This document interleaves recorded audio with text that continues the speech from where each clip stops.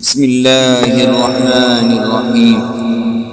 يا أيها المزمل قم الليل إلا قليلا نصفه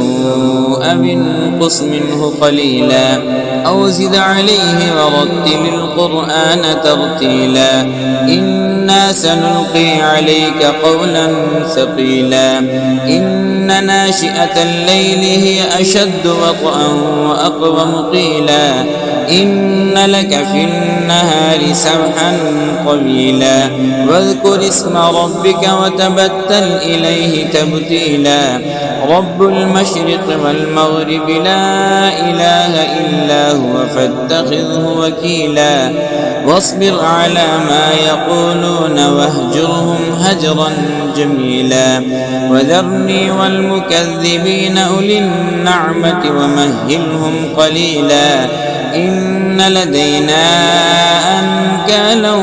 وجحيما وطعاما ذا غصة وعذابا أليما يوم ترجف الأرض والجبال وكانت الجبال كثيبا مهيلا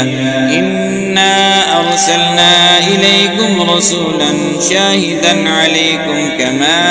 أرسلنا إلى فرعون رسولا فعصى فرعون الرسول فأخذناه أخذا وبيلا فكيف تتقون إن كفرتم يوما يجعل الولدان شيبا السماء منفطر به كان وعده مفعولا إن هذه تذكرة فمن شاء اتخذ إلى ربه سبيلا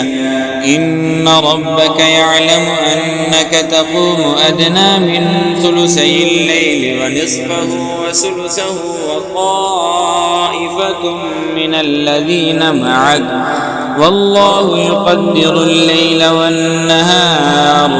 علم أن لن تحصوه فتاب عليكم فاقرؤوا ما تيسر من القرآن علم أن سيكون منكم مرضى وآخرون يضربون في الأرض يبتغون من فضل الله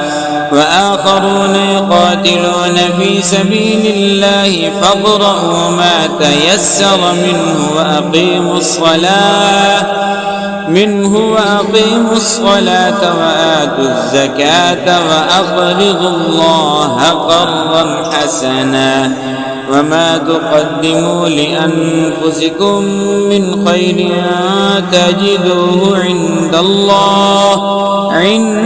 الله هو خيرا وأعظم أجرا واستغفروا الله إن الله غفور رحيم.